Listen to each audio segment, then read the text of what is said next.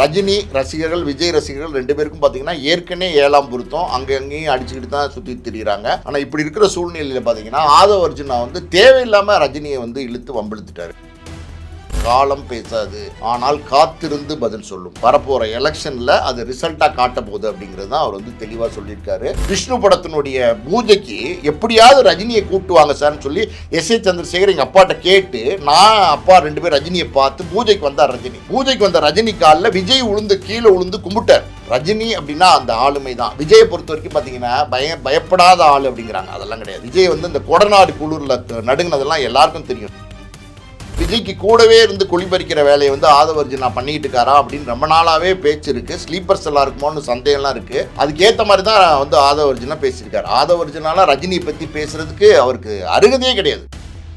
96ல் ரஜினி நினைச்சிருந்தா அப்பவே கட்சி தொடங்கி அப்பவே இதுன்னா ஒரு 2 வருஷம்லாம் தேவையே இல்லை ரஜினிக்கு. 3 மாசத்திலே பார்த்தீங்கன்னா ரஜினிகாந்த் எலெக்ஷனை சந்திச்சு சீஃப் மினிஸ்டர் ஆயிருக்க முடியும். சிம்மாசனமே ரஜினியோடைய காலில் வந்து விழுந்து கிடந்தது. அதை கூட ரஜினி வந்து கண்டுக்கல. ரஜினியை பொறுத்த வரைக்கும் எப்படின்னா அவர் வந்து திரையில மட்டும்தான் வேஷம் போட தெரிஞ்சவர், நிஜத்துல வேஷம் போட தெரியாதவர். அவர் ரஜினிகாந்தை பத்தி ஆதவ அர்ஜுனா அப்படி பேசியிருக்காரு. ஊர் உலகம் எல்லாம் வந்து இப்போ வந்து அதை பத்தி சர்ச்சையா பேசிட்டு இருக்காங்களே. ஒரு கட்சியினுடைய தலைவரா என்ன செஞ்சிருக்கணும்? உங்க toilet cleaner bison toilet cleaner குவாலிட்டியை விட பெட்டர்னு நிரூபிச்சா உங்க மொத்த பணமும் ரீஃபண்ட். பைசன் டாய்லெட் கிளீனர் இப்போது 79 ரூபாயில். அறம் நட நேயர்களுக்கு அன்பு வணக்கம். இன்று நம்மோடு இணைந்திருப்பவர் பாலாஜி பிரபு அவர்கள். சார் வணக்கம் சார். வணக்கம். இப்போ ரஜினி அவர்கள் இங்கே தமிழ் திரையுலகத்துடைய பொக்கிஷம், இந்தியாவிற்கு கிடைத்த பொக்கிஷம். இன்றைக்கி ஒரு படம் நடிக்கிறார் அப்படின்னா ஷாருக்கானே ஒரு கேமியோ 1 நிமிஷம் தானா ஓகேங்கிறாரு. விஜய் சேதுபதி ஒரு ஸ்டாராக இருக்கவர் ரஜினிக்காக நான் நடிக்கிறேங்கிறாரு. எந்த ஆக்டர் கேட்டாலும் 1 நிமிட காட்சி தான் அது தன்னுடைய பேரை பாதித்தாலும் பரவாயில்ல, ரஜினி சாரோட ஸ்க்ரீனில் இருக்கணும்னு ஆசைப்பட்றாங்க. அந்த அளவுக்கு திரைத்துறையில் ஒரு உச்சமாக இருக்கிறவர் இன்றளவும் இருக்கிறாரு. இந்த வயசில் இப்படி ஒருத்தர் இருக்க முடியுமான்னு ஒரு ஆச்சரியம். அவர் திரைத்துறையில் மட்டுமா அப்படின்னா அரசியலிலும் ஒரு தாக்கத்தை ஏற்படுத்தக்கூடிய ஒரு நபர். நேரடியாக அரசியலில் வரல, ஆனால் ஒரு வாய்ஸ் என்ன செய்யுங்கிறது எல்லாருக்கும் தெரிஞ்சு. அவர் மீதான விமர்சனம் சமீபத்தில் ஆதவ அர்ஜுனா அவர்கள் பேசியிருந்தார். அதற்கு அமைதியாக இருந்த ரஜினிகாந்த் தற்பொழுது ஒரு அறிக்கை ஒன்று விட்டுருக்கிறார். இந்த அறிக்கை தான் மறுபடியும் பற்றிக்கிட்டு எரியுது. ஸோ ஆதவ அர்ஜுனாவை எல்லாருமே பொலன்னு புழக்கிறாங்க. ரஜினி அவர்கள் பற்றி தெரியுமா, ரஜினியோட கான்ஃபிடென்ட் பற்றி ஒன்று தெரியுமா அப்படின்ட்டு ஒட்டுமொத்த ரஜினி ரசிகர்களும் தற்பொழுது ஆதவ அர்ஜுனாவிற்கு பதிலாக தாவேகாவையே எதிரியாக பார்க்க தொடங்கியிருக்கிறாங்க. இதெல்லாம் எப்படி பார்க்குறீங்க? ஆதவ அர்ஜுனாவுடைய இந்த இம்மெச்சூரான ஒரு ஸ்பீச்சை எங்கே கொண்டு வந்து நிப்பாட்டி இருக்கு பார்த்தீங்களாங்கிற மாதிரி போய் நிற்கிதே, எப்படி பார்க்குறீங்க சார்? ரஜினியை வந்து ஒரு அறிக்கை கொடுத்துருக்காரு. அந்த அறிக்கையில் ஆதவ அர்ஜுனாவை அவர் தாக்கியெல்லாம் பேசல. ஆதவ அர்ஜுனா இப்படி பேசியிருக்காரு, உண்மைக்கு புறம்பான செய்தின்னு மட்டும் சொல்லியிருக்காரு. யார் வந்து அதுக்கு ஆதரவு தெரிவித்தாங்களோ அவங்க பேரெல்லாம் சொல்லி நன்றி தெரிவிச்சிருக்காரு. கடைசியில் வந்து முத்தார்ப்பாக பார்த்தீங்கன்னா அவர் சொல்லியிருக்காரு, காலம் பேசாது ஆனால் காத்திருந்து பதில் சொல்லும். அப்படின்னா என்ன அர்த்தம் அப்படின்னா வரப்போகிற எலெக்ஷனில் அது ரிசல்ட்டாக காட்ட போகுது அப்படிங்கிறது தான் அவர் வந்து தெளிவாக சொல்லியிருக்காரு. ரஜினி ரசிகர்கள் விஜய் ரசிகர்கள் 2 பேருக்கும் பார்த்தீங்கன்னா ஏற்கனவே 7ஆம் பொருத்தம் அங்கேயும் அடிச்சுக்கிட்டு தான் சுற்றி திரியிறாங்க. ஆனால் இப்படி இருக்கிற சூழ்நிலையில் பார்த்தீங்கன்னா ஆதவ அர்ஜுனா வந்து தேவையில்லாமல் ரஜினியை வந்து இழுத்து வம்பிழுத்துட்டாரு. அதான் உண்மை. அதாவது இது 5 நாள் ஆச்சு பேசி. அன்றைக்கே அரச புரட்சிலாம் நிறைய பேர் வந்து பேச ஆரம்பிச்சிட்டாங்க. நம்மலாம் சோஷியல் மீடியாவில் அதை பற்றி பேச ஆரம்பிச்சிட்டோம். ஆனால் பல பேர் வந்து மௌனமாக இருந்தாங்க. அந்த மௌனத்துக்கு காரணம் என்னென்னா என்டிஏ கூட்டணிக்குள்ளே விஜய் வருவாரா வரமாட்டாரா அப்படின்னு ஒரு சந்தேகங்கள் இருந்துகிட்டு இருந்துச்சு. ஸோ பேச்சுவார்த்தையெல்லாம் நடந்துச்சு. ஞாயிற்றுக்கிழமை பார்த்தீங்கன்னா சிபிஐ ஆஃபீஸில் உட்காந்து ஆக்சுவலி வந்து சிபிஐ விசாரணை நடக்கல. என்டிஏ கூட்டணிக்குள்ளே விஜய் வராரா வரலையா அப்படிங்கிற பேச்சுவார்த்தை தான் நடந்துச்சு. எடப்பாடி வந்து பார்த்தீங்கன்னா யாருமே எதிர்பார்க்காத அளவுக்கு, மோடி எதிர்பார்க்காத அளவுக்கு, யாருமே எதிர்பார்க்காத அளவுக்கு அந்தர்பல்ட்டி அடிச்சிட்டாரு. நிச்சயமாக வந்து இந்த கூட்டணிக்குள்ளே விஜயை கொண்டு வர முடியாது, வரதா இருந்தால் 30 சீட் தரேன், மரியாதையாக வந்துட்டு மரியாதையாக போக சொல்லுங்கள் அப்படின்னு சொன்னதுக்கப்புறம் பிஜேபியாலே ஒன்றும் செய்ய முடியல. இப்போ அந்த கூட்டணிக்குள்ள என்டிஏ கூட்டணிக்குள்ள விஜய் இல்லை அப்படின்னு தெரிஞ்சோன்னே எல்லாருமே பார்த்தீங்கன்னா வந்து ரஜினிக்கு ஆதரவாக விஜயை வந்து அட்டாக் பண்ணி, அதாவது ஆதவ அர்ஜுனா அட்டாக் பண்ணால் அது வந்து தாவேகாவை தான் பாதிக்கும், தாவேகாவை பாதிச்சா விஜயை தான் பாதிக்கும். இப்போ பார்த்தீங்கன்னா எடப்பாடி பழனிசாமி, நயினா நாகேந்திரன், எல் முருகன், அண்ணாமலை எல்லாருமே இறங்கி அடிக்க ஆரம்பிச்சிட்டாங்க. அதாவது ஒரு ஆதவ அர்ஜுனா அவர் என்ன பேசுகிறாருன்னு அவருக்கே பல நேரங்களில் தெரியறது கிடையாது. அவர் வளர்ந்து கெட்டவர் கிடையாது, வளர்ந்த கெட்டவன். அதான் உண்மை. அதாவது விஜய்க்கு கூடவே இருந்து குளிப்பறிக்கிற வேலையை வந்து ஆதவ அர்ஜுனா பண்ணிட்டு இருக்காரா அப்படின்னு ரொம்ப நாளாகவே பேச்சு இருக்குது. ஸ்லீப்பர்ஸ் எல்லாம் இருக்குமோன்னு சந்தேகம்லாம் இருக்குது. அதுக்கேற்ற மாதிரி தான் வந்து ஆதவ அர்ஜுனா பேசியிருக்காரு. ஆதவ அர்ஜுனாலாம் ரஜினியை பற்றி பேசுகிறதுக்கு அவருக்கு அருகதையே கிடையாது. வெளிப்படையாக சொல்ல போனால் ரஜினி எல்லாம் சூப்பர் ஸ்டாராக கொடி கட்டி பறக்கும் போது பார்த்தீங்கன்னா ஆதவ அர்ஜுனாலாம் ஒரு 12-13 வயசு பையனாக இருப்பான். 96 அரசியல் பற்றி ஆதவ அர்ஜுனாக்கு எதாவது தெரியுமா? அதாவது இந்த கட்சி அந்த கட்சி அந்த கட்சி இந்த கட்சின்னு 4-5 கட்சி தாவி இன்னைக்கு வந்து தாவேக்கால வந்து உட்காந்துருக்கிற பேசுகிறாரு. இவருக்கு அரசியல்னா என்னன்னே தெரியாது. இவர் அரசியல் என்னன்னு தெரியாமே வந்து அரசியல் பண்ண ஆரம்பிச்சிட்டார். அவர் தலைவருக்கும் தெரியாது, இவருக்கும் தெரியாது. ரஜினியெல்லாம் பார்த்தீங்கன்னா 96ல் யாருமே வந்து ஜெயலலிதாவை எதிர்த்து குரல் கொடுக்க முடியாத ஒரு சூழ்நிலை. டெரர் மாதிரி இருந்தாங்க ஜெயலலிதா. உண்மையாக பார்த்தீங்கன்னா பயங்கரமான ஒரு பவர்ஃபுல் லேடியாக இருந்தாங்க. அந்த நேரத்தில் பார்த்தீங்கன்னா டிஎம்கேக்கு சப்போர்ட் பண்ணி ரஜினிகாந்த் வந்து குரல் கொடுத்தார். அதாவது என்ன சொன்னார் அப்படின்னா, இந்த ஆட்சி மீண்டும் வந்தால் தமிழ்நாட்டு மக்களை யாராலும் காப்பாற்ற முடியாது, கடவுளால் கூட காப்பாற்ற முடியாது அப்படின்னு வந்து குரல் கொடுத்தார். பவர்ஃபுல்லான வார்த்தை. அந்த ஒரு வார்த்தை, அவர் சொன்ன அந்த ஒரு விஷயம் பார்த்தீங்கன்னா அந்த அரசியலே அன்னைக்கு பரட்டி போட்டுச்சு. அன்னைக்கு வந்து ஜெயலலிதா அம்மையார் வந்து தோற்று போயிட்டாங்க. இதுக்கு காரணம் என்ன அப்படின்னா, ரஜினி ஜெயலலிதா அம்மையாரால் பாதிக்கப்பட்டிருந்தார். பல நேரங்களில் உள்ளுக்குள்ள காயங்கள் இருந்துச்சு. அந்த போயஸ் கார்டனில் தான் ரஜினிகாந்த் இருக்கிறாரு. ஜெயலலிதா அம்மையாரும் அன்னைக்கு அங்கே தான் இருந்தாங்க. ஸோ ரஜினிகாந்த் பல நேரங்களில் அந்த போயஸ் கார்டனுக்குள்ள உள்ள நுழையும் போது காரை நிறுத்தி செக்யூரிட்டி செக்லாம் நிறைய இருந்திருக்கு, தொடர்ந்து இருந்திருக்கு. அதே மாதிரி வெளியில் வரும்போதும் பார்த்தீங்கன்னா ஏகப்பட்ட தடங்கல்கள் இருந்திருக்கு. அப்படி ஒரு தடவை ஷூட்டிங்க்கு வந்து கிளம்பி போகிறார். ரஜினியை பற்றி எல்லாருக்கும் தெரியும். அதோட டைமிங் வந்து பர்ஃபெக்டாக மெயின்டைன் பண்ணுவார். ரொம்ப லேட் ஆயிடுச்சு. காலையில் வந்து ஒரு 6 மணிக்கெல்லாம் கிளம்புறாரு. 7 மணிக்கு ஸ்டுடியோவில் இருக்கணும். ஆனால் பார்த்தீங்கன்னா ஜெயலலிதா அம்மையார் வந்து எங்கேயோ கிளம்புறாங்கன்னு சொல்லிட்டு காரெல்லாம் ஒரு ஓரமாக நிறுத்தி வச்சுட்டாங்க. ரஜினி வந்து போயஸ் கார்டன்லேருந்து அவர் கார்லேருந்து வெளியில் வர முடியல. ரஜினி என்ன பண்ணார் தெரியுமா, அவர் காரை விட்டு வெளியில் இறங்கி ரோட்டில் நடக்க ஆரம்பிச்சிட்டார். ரோட்டில் நடக்க ஆரம்பித்தா பயங்கர க்ரௌடு, எக்கச்சக்கமான பேர் ரஜினி ரஜினி ரஜினி ரஜினின்னு பார்த்தீங்கன்னா ஏகப்பட்ட கூட்டம் சேர ஆரம்பிச்சிச்சு. உடனே என்ன பண்ணுறதுன்னு தெரியாமல் போலீஸ் வந்து ஹையர் அஃபிஷியல்லாம் பார்த்தீங்கன்னா இமீடியட்டாக டிராஃபிக்கை கிளியர் பண்ணுங்க அப்படின்னு சொல்லி ரஜினி வந்து கார் ஏறி போனார். அவர் கார் ஏற மாட்டின்ட்டார். அன்றைக்கி நான் கார் ஏறல, நான் நடந்தே போகிறேன், என்ன வேணாலும் நடக்கட்டும்னு சொன்னார். அன்னைக்கு வந்து அவங்க போலீஸ் அதிகாரிகள்லாம் பார்த்தீங்கன்னா கன்வின்ஸ் பண்ணி ரஜினியை வந்து கார் ஏற்றி அனுப்பிச்சி விட்டாங்க. அந்த மாதிரி ஒரு பவர்ஃபுல்லான ஒரு கேரக்டர் ரஜினிகாந்த். கலைஞர் காலத்திலேருந்தே பார்த்தீங்கன்னா ரஜினிக்கு ஒரு நல்ல உறவு இருந்திருக்கு. டிஎம்கேவோட எப்போவுமே ரஜினி இணக்கமாக தான் இருந்திருக்காரு. இப்போ ஸ்டாலினோடையும் பார்த்தீங்கன்னா ரஜினிக்கு ஒரு நல்ல நட்பு தான் இருக்குது. அப்படி இருக்கும்போது எந்த காலத்திலையுமே 2 பேருக்கும் எதிர்மறையான கருத்துக்கள் இருந்ததே இல்லை, அதாவது ரஜினிக்கும் டிஎம்கேக்கும். அப்படி இருக்கும்போது டிஎம்கே மிரட்டி தான் ரஜினி வந்து அரசியலுக்கு வராமல் தவிர்த்துட்டார், அரசியல் வரவை தவிர்த்துட்டார் அப்படின்னு சொல்லி ஆதவர்ஜுனா சொல்லியிருக்காரு. அந்த மிரட்டலுக்கு பயந்து தான் ரஜினிக்கு அரசியலுக்கு வரலன்னு சொல்லியிருக்காரு. இது வந்து 100%, அதாவது 100% பொய்யான ஒரு தகவல். அவருடைய தலைவர் வந்து எதுக்கும் பயப்படாம சலசலப்புக்கு அஞ்சாதவர் மாதிரி அவர் பேசியிருக்காரு. அதான் சார், இப்போ 96 அரசியல்கள் பேசும்பொழுதும் அதை பார்த்தவர்களுக்கும் அந்த வீடியோக்களை பார்த்தவங்களுக்கும் ரஜினியோட அந்த ஸ்பீச் கேட்டவங்களுக்கும் எல்லாருக்குமே தெரியும். ஏன்னா அன்றைய காலகட்டம் அது அப்படியே ஒரு தொடர்ந்து அடுத்த ஒரு 10 வருடம் நீங்கள் எடுத்துக்கலாம். 96ல் ரஜினிக்கு சிஎம் நாற்காலியே அமர்ந்திருந்ததுக்கு அவர் நினச்சிருந்தா அதை பிடிச்சிருக்கலாங்கிற ஒரு காலகட்டம். அவர் கொடுத்த வாய்ஸ் திமுகவை ஆட்சியில் அமர்த்துச்சு. அதாவது ஜெயலலிதாவுக்கு எதிர்ப்பாக கொடுத்த வாய்ஸ். அண்டு பாஷா பட விவகாரம், பாஷா படத்தின் போது அவர் பேசியது இப்படிங்கிறது தொடர்ந்து ஜெயலலிதா விசஸ் ரஜினிகாந்த் அப்படிங்கிற ஒரு ரைவல் இருந்தது இல்லையா. 96 எலெக்ஷன் எந்த அளவுக்கு ஒரு க்ரூஷியலாக இருந்தது. அந்த பார்க்கும்பொழுது ரஜினி எந்த அளவுக்கு தைரியமானவர் அப்படிங்கிறத நம்ம புரிஞ்சுக்க முடியுமா? இல்லை, நான் சொல்கிறேன்ல, 96 எலெக்ஷனில் தைரியமாக வந்து வாய்ஸ் கொடுத்தாரு. யாருமே வந்து ஜெயலலிதா இருக்கும்போது வாய்ஸே கொடுக்க பயந்தாங்க. ஏன் இந்த விஜய் வந்து ஜெயலலிதாவும் கலைஞரும் உயிரோடு இருக்கும்போது கட்சி ஆரம்பிச்சிருக்க வேண்டியது தானே. இன்றைக்கி யாருமே இல்லை, நம்ம என்ன வேணால் பண்ணலாம்னு நினச்சிட்டு கட்சி ஆரம்பிச்சிருக்காரு. ஒரு ஆளுமை, அதாவது வந்து கலைஞர் ஒரு பக்கம் ஒரு ஆளுமை, ஜெயலலிதா ஒரு பக்கம் ஒரு ஆளுமை, 2 ஆளுமைகளும் இருக்கும்போது பார்த்தீங்கன்னா தைரியமாக வந்து ஜெயலலிதாவை யாருமே எதுக்கிறதுக்கு பயந்தாங்க. அந்த நேரத்தில் வந்து ரஜினி வந்து ரொம்ப டேரிங்காக, அதாவது துணிஞ்சு அடிக்கிறதுன்னு சொல்லுவாங்கள்ல, அந்த மாதிரி துணிஞ்சு அடித்தார். அவரோட ஸ்டாண்டை வந்து அப்படியே ஆணித்தரமாக பதிவு பண்ணார். அது அப்படியே தமிழ்நாட்டு மக்கள் வந்து எப்படி சொல்கிறது, வேத மந்திரமாக எடுத்துக்கிட்டு எல்லார் ஓட்டையும் பார்த்தீங்கன்னா டிஎம்கேக்கு போட்டாங்க. அன்னைக்கு 96ல் ரஜினி நினச்சிருந்தா அவர் அப்போவே கட்சி தொடங்கி அப்போவே இதுன்னா ஒரு 2 வருஷம்லாம் தேவையே இல்லை ரஜினிக்கு. 3 மாதத்துலேயே பார்த்தீங்கன்னா ரஜினிகாந்த் எலெக்ஷனை சந்தித்து சீஃப் மினிஸ்டர் ஆகிருக்க முடியும். சிம்மாசனமே ரஜினியோடைய காலில் வந்து விழுந்து கிடந்தது. அதை கூட ரஜினி வந்து கண்டுக்கல. ரஜினியை பொறுத்த வரைக்கும் எப்படின்னா, அவர் வந்து திரையில் மட்டும்தான் வேஷம் போட தெரிஞ்சவர், நிஜத்தில் வேஷம் போட தெரியாதவர். அவர் திரையிலையும் ஹீரோ, நிஜத்துலையும் ஹீரோ. மனசில் என்ன நினைக்கிறாரு அப்படின்னா, அரசியலுக்கு வரணும்னு நினைக்கிறாரு. கலைஞர் ஜெயலலிதாலாம் போய் இறந்ததுக்கப்புறம் பார்த்தீங்கன்னா ஒரு அரசியல் கட்சி தொடங்கணுங்கிறது காண்டி பார்த்தீங்கன்னா 2-3 மீட்டிங் எல்லாம் போடுறாரு. தொடர்ந்து அதுக்கு ப்ரிப்பரேஷன்லாம் பண்ணுறாரு. ஆனால் பல விமர்சனங்கள் ரஜினிக்கு வருது. அந்த நேரத்தில் பிஜேபியோட வந்து ஏ டீம் மாதிரி ரஜினி பிஹேவ் பண்ணுறாரு, அப்படி இப்படி நிறைய விமர்சனங்கள்லாம் வந்துச்சு. அதெல்லாம் வந்து ரஜினி பார்த்துட்டு சரி அரசியல் நமக்கு சரியாக வராது, அரசியல் நமக்கு செட் ஆகாது அப்படின்னு சொல்லிட்டு, உண்மையாலுமே பார்த்தீங்கன்னா அரசியலில் ரஜினிக்கு செட் ஆகுது. ரஜினி இல்லை அப்படின்னா ஃபயர் மாதிரி, ரஜினி வந்து நெருப்பு மாதிரி ரஜினி கோவம் வரும். ரஜினியோட கோவங்கள்லாம் இப்போ இருக்கிறவங்களுக்கு தெரிஞ்சிருக்கிறதுக்கு வாய்ப்பே இல்லை. நான் ஒரு சம்பவம் சொல்கிறேன் கேளுங்க. ஒரு பத்திரிகையாளர் அந்த காலத்தில் 80களின் தொடக்கத்தில் பார்த்தீங்கன்னா ரஜினியை பற்றி தொடர்ந்து தப்பு தப்பாக எழுதிட்டு வர்றாரு. ரஜினி வந்து அவருடைய நண்பர்கள்ட்ட இப்போ சொல்லியிருக்கிறார், இந்த இந்த இந்த பத்திரிக்கையாளர் மட்டும் என் கையில் கிடைச்சாருன்னா அவ்வளோதான் அப்படின்ற மாதிரி சொல்லியிருக்காரு. உண்மையாலுமே பார்த்தீங்கன்னா ஒரு நாள் அவர் வீட்டுக்கு போகும்போது போயஸ் கார்டன் வாசலில் வந்து அந்த பத்திரிக்கையாளர் நின்றுட்டு இருந்திருக்காரு, யார்கிட்டயோ பேசிகிட்டு இருந்திருக்காரு. அவர் தானா அந்த பத்திரிக்கையாளர் தானா அப்படின்னு தெரிஞ்சுட்டு காரை ஸ்டார்ட் பண்ணவர் பயங்கரமாக, அதாவது வந்து பயங்கர வேகமாக போய் அந்த பத்திரிக்கையாளர் இடிக்கிறதுக்கு போயிருக்காரு. அவர் பார்த்து சுதாரித்து ரஜினி வந்து இடிக்க வரான்னு தெரிஞ்சு தெருவில் ஓடி இருக்கார், தப்பு தப்பு தப்பு தப்புன்னு தெருவில் வந்து ஓடி இருக்காரு. ஆனால் ரஜினி விரட்டி போயிருக்கார் காரில்.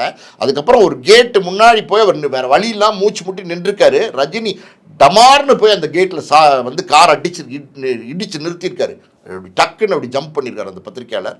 இதுக்கு மேலே இருந்தால் உயிருக்கே உத்தரவாதம் இல்லை அப்படின்னு சொல்லிட்டு அப்படியே பால்கனி எகிரி குதிச்சு ஏதோ ஒரு வீட்டு வழியாக பின்னாடி கொல்லப்புற பக்கமாக எங்கேயோ ஓடிட்டார் அந்த பத்திரிக்கையாளர். அது எப்படின்னா ஒரு கோவத்தை கூட பார்த்தீங்கன்னா கட்டுப்படுத்த தெரியாதவர் ரஜினி. ரஜினி வந்து மூர்க்கன். ரஜினி வந்து பயங்கரமாக ஒரு உண்மையாக கோவம் வந்துருச்சா அதை அப்படியே வெளிப்படையாக சொல்லக்கூடிய ஒரு கேரக்டர், எதை பற்றியும் கவலைப்படாத ஒரு கேரக்டர் ரஜினிகாந்த். இதெல்லாம் எப்படின்னா இப்போ இருக்கிறவங்களுக்குலாம் ரஜினிகாந்தை பற்றி தெரியவே தெரியாது. அந்த 80களின் தொடக்கத்தில் ரஜினிகாந்த் அப்படின்னா முரட்டு காலைன்னு ஒரு படம் நடித்தார். அந்த முரட்டு காலையெல்லாம் பார்த்தீங்கன்னா அவர் உண்மையான சுவாவமே அப்படி தான், முரட்டு காலை தான் ரஜினி. அதில் ஒரு பாட்டு வரும், பொதுவாக ஏன் மனசு தங்கம், ஒரு போட்டின்னு வந்துட்டா சிங்கம் அப்படின்னு. அது உண்மை தான், ஒரு போட்டின்னு வந்துட்டா ரஜினி சிங்கம் தான். ரஜினியெல்லாம் பார்த்தீங்கன்னா யாரையுமே சீண்டாமல் இருந்தார். ஆதவர்ஜுனா தேவையில்லாமல் ரஜினி இழுத்து போட்டுட்டார். ரஜினி இப்போ அதான் சார், இப்போ ஆதவர்ஜுனா வந்து ரெண்டே வார்த்தை, ரஜினி அரசியலுக்கு வரல, பயந்துட்டாரு, அது காரணம் திமுக அப்படின்னு ஒரு அலிகேஷன் இருக்குது. ரஜினி பயப்படுற ஆள் கிடையாது அப்படிங்கிறத ரஜினியோட ஹிஸ்ட்ரி பார்த்தாலே தெரிஞ்சிடும். இன்னொன்று வந்து விஜய்க்கு அந்த தைரியம் இருந்துச்சு, ரஜினிகிட்ட தைரியம் இல்லை, விஜய்க்கு அந்த தைரியம் இருந்துச்சு, அதனால தான் வந்தேங்கிறார். விஜயே சினிமாவுக்கு வந்ததே ரஜினியை பார்த்து தான் வந்தார், அவர் டைலாகை பேசி தான் வந்தார், அவரை வச்சு தான் வந்தார், ரஜினி மாதிரி வரணும்னு தான் வந்தார். ஒரு ஃபோட்டோ ஒன்று இப்போ ட்ரெண்ட் ஆகிட்டு இருக்கு சார். ரஜினி ஃபேன்ஸ்லாம், அந்த பழைய ஓஜி ரஜினி ஃபேன்ஸ்லாம் எடுத்து அந்த ஃபோட்டோ ட்ரெண்ட் பண்ணிட்டுருக்காங்க. விஜய் அவர்கள் கை கட்டி நிற்கிறாரு, ரஜினி கையில் சிகரெட் வச்சுட்டு எஸ்ஏசிட்ட கை கொடுக்குறாரு. ஸோ இந்த ஃபோட்டோவை பார்த்து இன்னுமா கண்ணா என்ன யாருன்னு தெரிலங்கிற மாதிரி ட்ரெண்ட் பண்ணிருக்காங்களே, இது எப்போ நடந்த சம்பவம்? அப்படி தான் நான் இயல்பாகவே பயப்படாதவர் தானே. ரஜினி யாருக்குமே பயப்பட மாட்டாருங்க. ரஜினி எதுவுமே பயப்பட மாட்டார். ரஜினி வந்து வெளிப்படையாக பேசுவார். ரஜினி கள்ளங்கபடம் இல்லாதவர், உண்மையை பேசுவார். ரஜினியோடைய கேரக்டர்லாம் அப்படின்னா நானாக இருக்கேன், அவ்வளோதான், நானாக இருக்கேன். அவர் ஆன்மீக தேடல், இமயமலைக்கு போகிறது, நிறைய காசி ராமேஸ்வரம் சுற்றுறது, அங்கே இங்கேன்னா அவருடைய சந்தோஷம் என்னவோ அதை செய்கிறவர். அதாவது ஒரு இவ்வளோ பெரிய சூப்பர் ஸ்டாரு சாதாரணமாக பார்த்தீங்கன்னா பல இடங்களில் பெங்களூர்லாம் மாறு வேஷத்தில் போய் படம் பார்க்குறது, மாறு வேஷத்தில் போய் ஃபாஸ்ட் ஃபுட்டில் சாப்பிட்றது. கேஎஸ் ரவிக்குமாரும் ரஜினிகாந்தும் பார்த்தீங்கன்னா பெங்களூரில் ஒரு ஹோட்டலில் போய் சாப்பிட்டுட்டு இருந்திருக்காங்க. இவர் வந்து ஒரு வயசான பெரியவர் மாதிரி தாடி முடியெல்லாம் வச்சு ஒன்றும் தெரியாத மாதிரி கண்ணாடிலாம் போச்சு சாப்பிட்டுட்டு இருந்திருக்காரு. கேஎஸ் ரவிக்குமார் சொல்லியிருக்காரு, சார் இந்த ஹோட்டலில் வந்து அவங்களை கண்டுபிடிச்சிட போகிறாங்க, யாரும் என்னை கண்டுபிடிக்க மாட்டாங்க, இந்த ஹோட்டல் சூப்பராக இருக்கும் வாங்கன்னு கூப்பிட்டு போயிருக்காரு.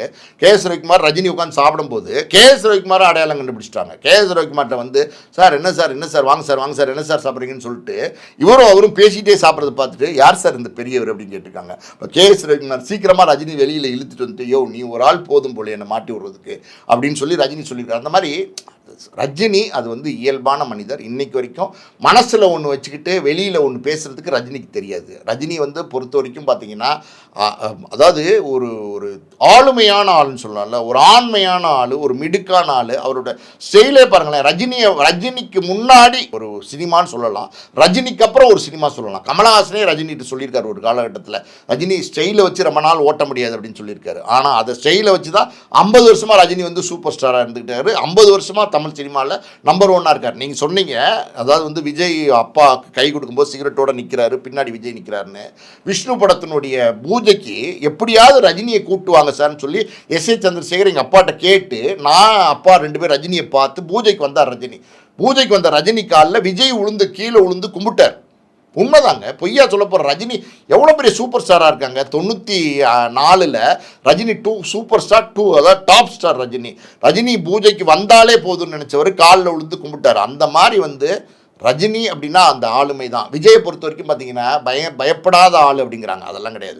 விஜய் வந்து இந்த கொடநாடு குளூரில் நடுங்கினதெல்லாம் எல்லாருக்கும் தெரியும். ஐயோ ஊன்னு குளூரில் நடுங்கிறது ஊர் உலகத்துக்குமே தெரியும். அங்கே அன்னைக்கெல்லாம் பார்த்தீங்கன்னா ஜெயலலிதா வைத்து என்ன ஒரு படம் தானே, தலைவான ஒரு படம் தானே, வரலைன்னா என்ன ஆயிர போகுது, என்ன ஆயிரும், பேசாமல் வீட்டில் இருந்திருக்க வேண்டியதானே, ஏன் போனீங்க, ஏன் போய் ஜெயலலிதா வீட்டுக்கு கொடைநாடு வாசல் நின்னீங்க, அப்பா அம்மாவும் நின்னீங்க, குளூரில் நடுங்கினீங்க. அதுக்கப்புறம் அந்த பர்மிஷன் கொடுத்ததுக்கப்புறம் தான் அந்த படத்தை ரிலீஸ் பண்ண முடிஞ்சிச்சு. அதுக்கப்புறம் வந்து சர்க்கார் படம்னு நினைக்கிறேன், அந்த படத்தில் பிரச்சனை வரும்போது எடப்பாடிகிட்ட போய் கெஞ்சிட்டீங்க. இதெல்லாம் பண்ணிவிட்டு இன்றைக்கி வந்து தான் வீரன்மார்னா எப்படி எனக்கு ஒரு சம்பவம் இது ஏற்கனவே வந்து நான் வந்து யூடியூப்பில் பதிவு பண்ணியிருக்கேன். அதாவது ஒரு விஷ்ணு படத்தினுடைய கிளைமேக்ஸ் காட்சி 3 நாள் அந்த கிளைமேக்ஸ் எடுக்கணும். 3 நாள் எடுத்துட்டா படமே முடிஞ்சிருது. 2வது நாள் நடிக்கும்போது பார்த்தீங்கன்னா எங்கேருந்தோ குதிக்கும் போது கையில் ஏர்லைன் கிராக்குன்னு சொல்லுவாங்க, சின்ன கீறல், அது வந்து ஃப்ராக்சரே கிடையாது, ஏர்லைன் கிராக்கு. இந்த 2 விரலை இப்படி சேர்த்து வச்சு டேப் போட்டால் ஒரு 2 வாரத்துக்கு ரெஸ்ட் எடுத்துட்டா சரியாயிரும். 2 வாரத்துக்கு ரெஸ்ட் எடுத்துட்டு வரேன்னு சொன்னவர் 3 வாரமாக வரல, 4 வாரமாக வரல, 5 வாரமாக வரல, 6 வாரமாக வரல, 7 வாரமாக வரல. கடைசியில் போய் கேட்குறோம் நாங்கள், என்ன சார் ஆச்சு, ஏன் வரல அப்படின்னா, அந்த தம்பி வந்து எங்கே வந்து ஃபைட் சீனில் நடிக்கும்போது கை கால் உடஞ்சிருமோன்னு பயப்படுது. சைக்காலஜிக்கலாக ஒரு சின்ன ஒரு தயக்கமும் பயமும் வந்து தம்பிக்கு வந்துருச்சு. எல்லாமே பயங்க. விஜயை பொறுத்த வரைக்கும் பயம் பயம் பயம். அதாவது எந்த காலத்துலையுமே விஜய் வந்து எதையுமே தைரியமாக ஃபேஸ் பண்ணதில்லை. இந்த இடத்துல நான் ஒரு விஷயம் சொல்கிறேன் கேளுங்க. ரஜினிகாந்தை பற்றி ஆதவர்ஜன் அப்படி பேசியிருக்காரு. ஊர் உலகமெல்லாம் வந்து இப்போ வந்து அதை பற்றி சர்ச்சையாக பேசிட்டு இருக்காங்களே.